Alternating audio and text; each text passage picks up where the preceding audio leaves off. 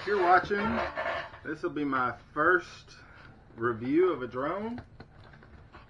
I was on Amazon the other night, and this one just popped up. I bought my daughter a small brushed drone because she was watching me fly mine all the time, and she wanted to fly too. And I had so much fun flying her little brushed drone that I was wanting to find something comparable with brushless. And I was on Amazon looking at some stuff, and this one just popped up. Looks like it's brand new. So I went ahead and ordered it and got it here in a couple of days. And I'm going to do an unboxing, and then we'll take it out and do a fly tomorrow. Comes in this nice little carry case, little small box. Let's see what we've got in here. Nice little pad. Ooh, this thing is little. Alright, comes in a little protective bag that we're just going to tear open. Alright. Wow. Alright. There it is. Battery is, I guess, in the box. So we'll fold out these little arms.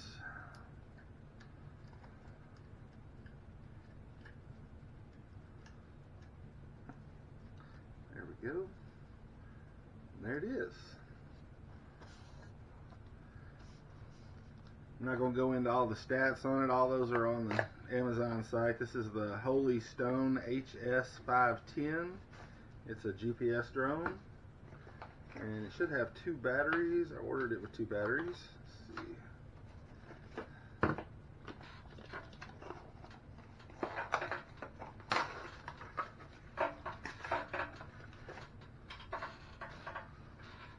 Alright, what do we got here?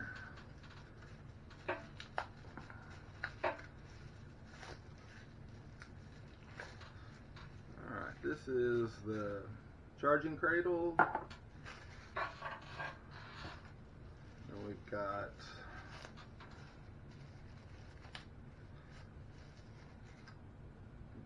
USB-C charging cable for the dock.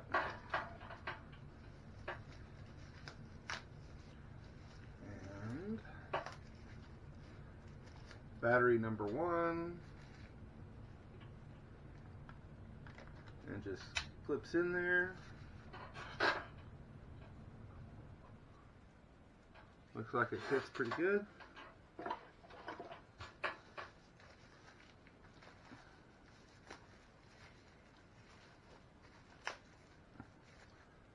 Battery number 2. And we've got an extra little pack. I think this is propellers. Let's see.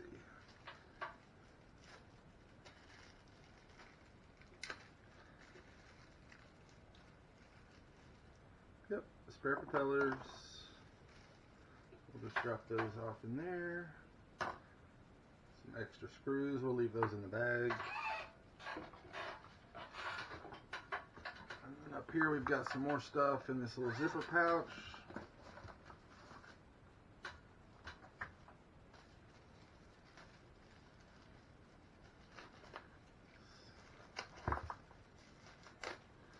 So we've got a cautions of battery and instructions for use manual. And there's also a screwdriver. Boop. So we are going to pull the controller out.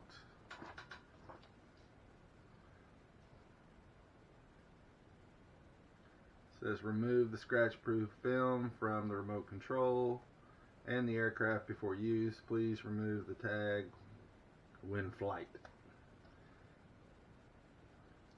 Alright, and this one has 2 antennas. Take this little tag off of here. And got a sticker to tell you to remove the sticker. And one the antenna. This antenna has a wire in it. This one does not. Oops. Interesting. Alright. On the top there's a little pull out for your phone. Not even sure my phone will fit in there.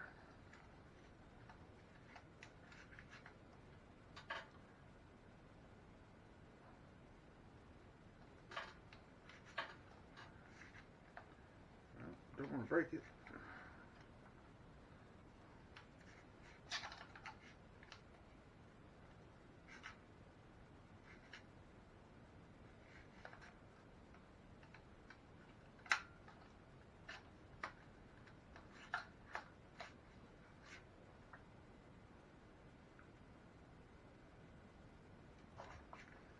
It says to tilt it forward, but yeah, we'll come back to that. And it's got a place in the back for 2 AA batteries. Go ahead and put those in. Oop, you get that one in a minute.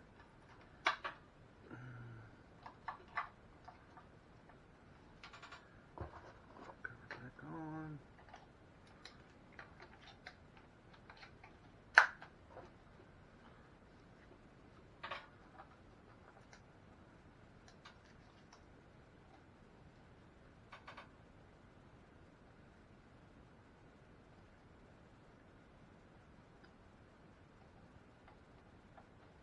And nothing. So let's check the batteries.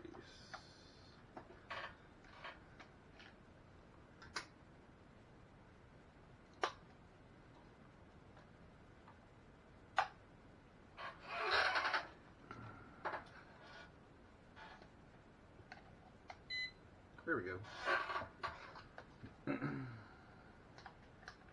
These rechargeables just don't quite reach. I'll have to put some, get some different rechargeables or some regular ones in there. But there's the display. Looks like it's got a distance, a height. GPS is off. We can turn that on. It's in mode 2 and it's set for high. We can change that by holding this down. Now we're in low.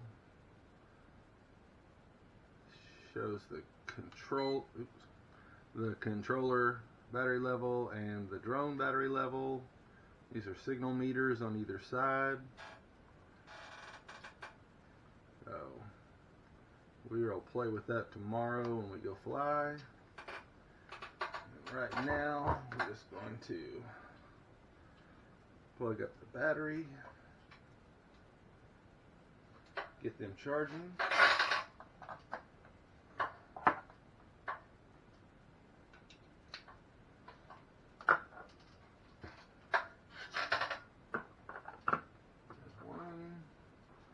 Lights flashing green. Now to remove these batteries, you just squeeze these little tabs on the side.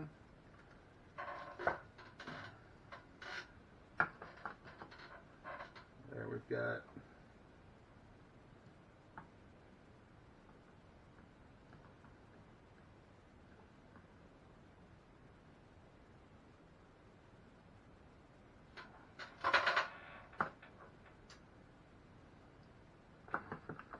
doesn't want to stay lit. Let's see what happens.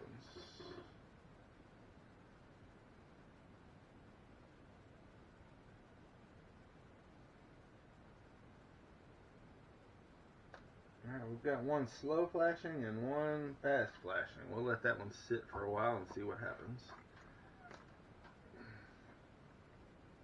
And I believe that's it. Tomorrow, once all these are charged up, we'll go out and get some flight footage and let everybody take a look at how this little buddy flies. Nice little brushed motors on here. Hopefully we won't have any problems. It's got manually tiltable camera on the front. set it where you want it. Probably set mine just a little bit down. That's most of the way I'm used to flying. It's got the optical flow sensor on the bottom with an LED. And it claims it's got control range of 600 to 800 meters. I doubt it. We won't be able to find out anyway because the FPV apparently only goes to 200 to 300 meters. It says it has low battery and signal loss return to home. And it also claims this is GPS and GLONASS capable. And it has follow me, circle me, waypoint flying, and it weighs less than 250 grams. I don't have my scale right now, but I will find that and we will take a look at that later. It also claims to be a 4K camera, which will also shoot 2.7K. So we'll see on that as well. Now I noticed on the ad it said image transmission is 720p at 20 frames per second. So we'll see how that looks as well. I'll get some captures on that. And need a 32 gig U3 card, which I have one here. Go ahead and pop that in.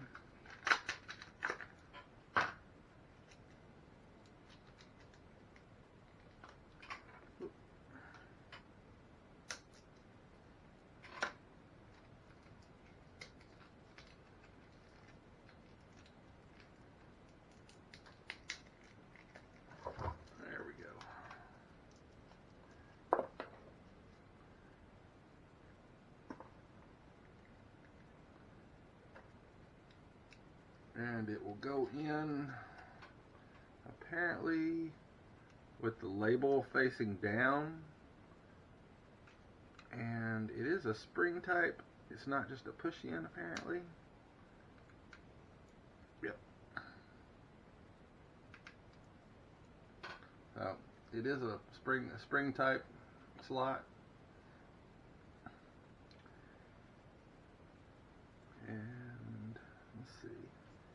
On these batteries, since I'm going off of a different model originally, these are 7.6 volt, and they are tiny little writing, 1500 milliamps. So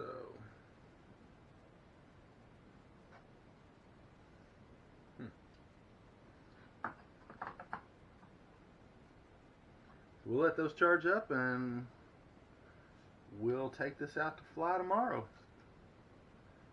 See how it does. Thank you.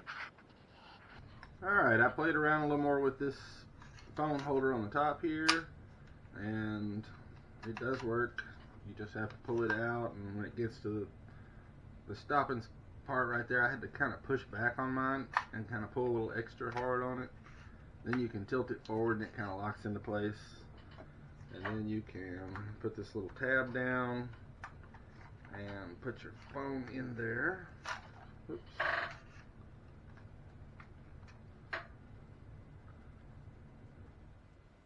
And it's really not like it. This is not a very thick case on this phone. This is a Samsung Galaxy S10e, I believe. It's just one I grabbed from work to actually just play with drones with. I'll try it the other way around.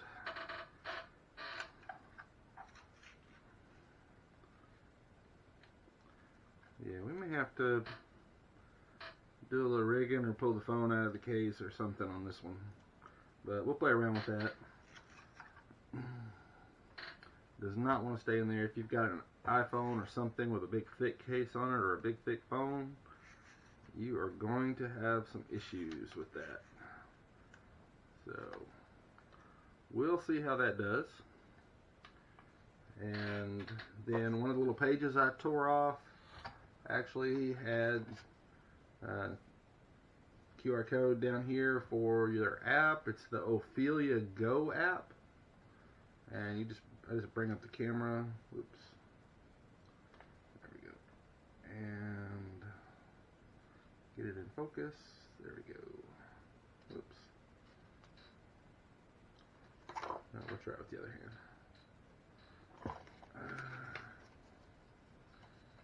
Okay. Oops. There. And it says tap to see the app. I'm going to tap that, and it comes up with Ophelia Go. We're going to install that.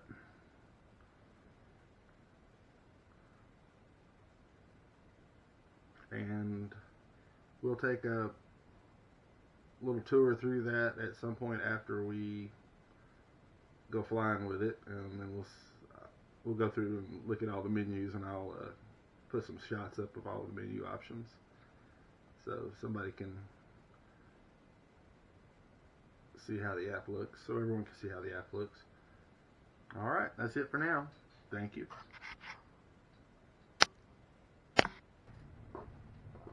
Oh, one other thing that I forgot to mention was on the battery charger. This is a USB Type-C, and it comes with the cord. It does not come with a brick, so you will need a charging brick to do this. When you put your batteries in, I believe they're green. The middle light comes on red, and you put a battery in, and the light starts charging, and the light starts flashing fairly quickly. And you put the second battery in, and it flashes slower.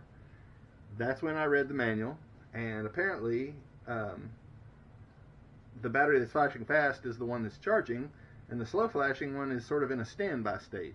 So it does not charge the battery. I don't think it charges the batteries at the same time. So if it takes 2 or 3 hours to charge one battery, you're going to look at 6 hours to get both of them going. So just keep that in mind. I am working on 3D printer job to try to design a little cradle to use with my balance charger to charge these batteries. Maybe I'll do a video on that once I get that working.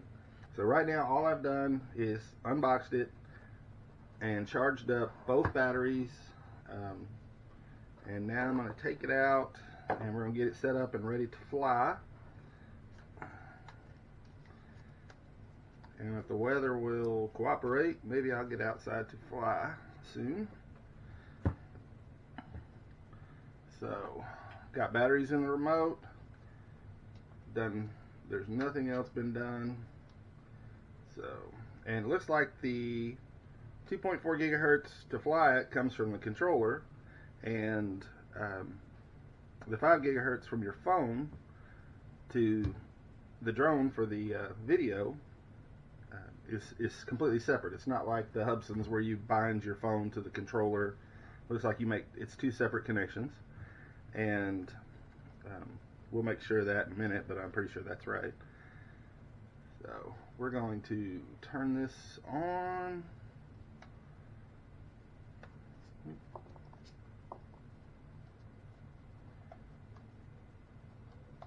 And one thing I found out is the rechargeable batteries that I was trying to use. Let's see.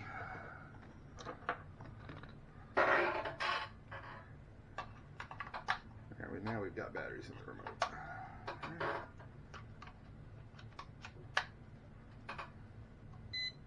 There we go.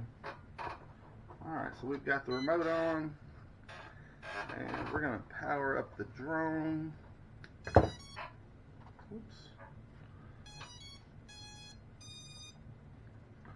And let's see if it will. No, so it is not bound to the drone right now. So we're going to turn this off, hold down the lock button, and power it on. And now it looks like we have a link. And we're going to turn it counterclockwise 3 turns or so. Oops, sorry. This way. And then this way. There, and the light is out. So you may have to do that when you first take it out. You just hold down the lock button, and while you're holding it down, turn the controller on, and then it'll bind, and then you can do your compass calibration. And so now if we hit the unlock button, there we go.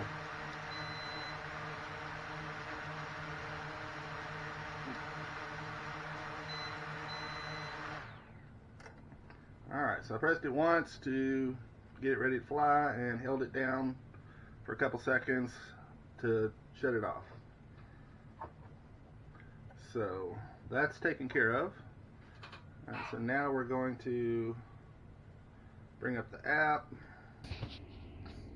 Alright, got everything set up or unboxed, and I'm going to get this basically set up and ready to fly. So if you haven't done anything but just take it out of the box, these are the steps you're going to need to go through. Powered on the drone. I'm going to power on the remote. And then I'm going to go to settings on my phone and connections. And I have turned on airplane mode, even though this phone doesn't have any mobile data. It's just an extra phone I had at the office, and I'm using it to fly with. So go to Wi-Fi settings, and then we are going to look for the Holystone FPV, and click on that, and let it connect.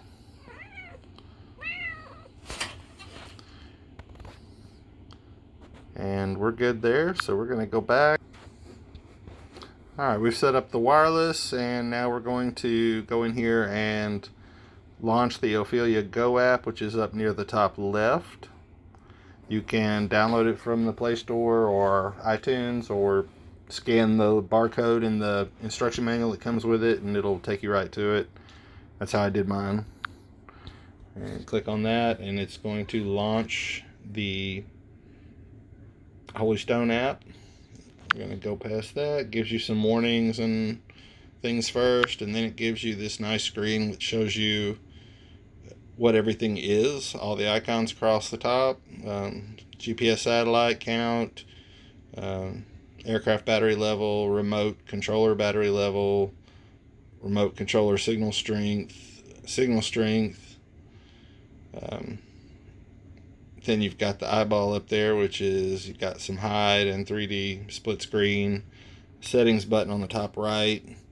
And then it just kind of shows you where everything is located. You might want to review that before you fly. And click on past that. Alright, here we are on the screen. We've got weak GPS signal because we're in the house. Camera's good. Oops. I got it backwards. There we go.